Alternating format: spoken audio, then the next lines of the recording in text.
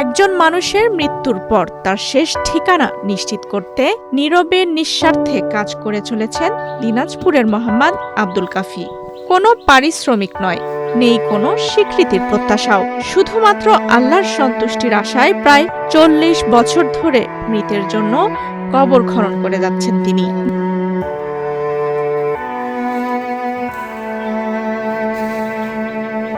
গ্রামে কারো মৃত্যুর খবর পেলেই কাঁধে একটি ব্যাগ আর হাতে কোদাল নিয়ে ছুটে যান কাফি।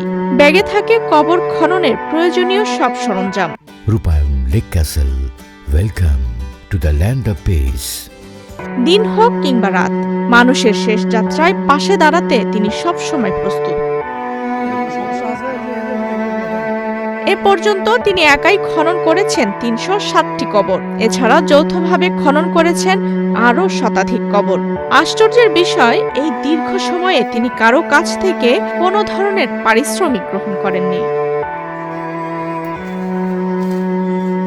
মোহাম্মদ আব্দুল কাফি দিনাজপুরের চিরিরবন্দর উপজেলার নসরতপুর ইউনিয়নের নসরতপুর গ্রামের মুদ আহাদ আলীর ছেলে। তার ৪ ছেলে এবং ৩ মেয়ে। জীবিকার জন্য তিনি বিভিন্ন এলাকায় ফেরি করে সুই সুতা ও নিত্য প্রয়োজনীয় সামগ্রী বিক্রি করেন। অবসর সময়ে মাছ ধরেন। সাধারণ জীবনযাপন করলেও মানুষের জন্য অসাধারণ এক সেবার নজির গড়ে তুলেছেন তিনি। আব্দুল কাফির বিশ্বাস, মানুষের শেষ ঠিকানা তৈরির এই কাজই তার জন্য পরকালের পাথেয় হতে পারে। তাই কোনো প্রতিদানের আশা না করে তিনি কাজ করে যাচ্ছেন একাগ্রতার সঙ্গে। এ যাবত আমি প্রায় ৩৬০টা কবর খুঁড়ছি একক। তারপরে ইসমালি বলতে কি ২ জন বা ৩ জন মিলিয়া প্রায় ধরে নেন ১০০ এবং ওটা খুঁড়ি। এখন কারো কাছ থেকে তো আমি তো চাইনা পয়সা নেই না, একটা চাও খাই না, একটা পানও খাই না। অত দেখা যাচ্ছে ওরা অনুষ্ঠানের দিনে দাওয়াত করলো, সে দাওয়াতও তো আমরা খাই না।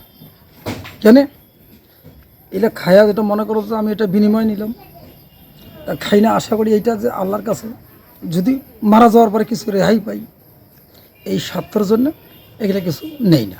স্থানীয়রাও জানান, কবর খননের বিনিময়ে শুধু টাকা নয়, ১ কাপ চা পর্যন্ত গ্রহণ করেন না আব্দুল কাফি। তার এই নিঃস্বার্থ কাজ এলাকায় তাকে বিশেষ সম্মানের আসনে বসিয়েছে।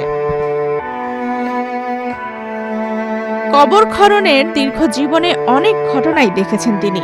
তবে একবার একটি পুরনো কবর খননের সময় কাফনের কাপড় সহ প্রায় অক্ষত অবস্থায় একটি মরদেহ দেখতে পাওয়ার ঘটনা আজও তাকে নাড়া দেয়। মানুষের ব্যস্ত এই পৃথিবীতে যখন স্বার্থের হিসাবই বড় হয়ে উঠছে, তখন মোহাম্মদ আব্দুল কাফির মতো মানুষরা মনে করিয়ে দেয়, নিঃস্বার্থ মানব সেবা হতে পারে জীবনের সবচেয়ে বড় পরিচয়।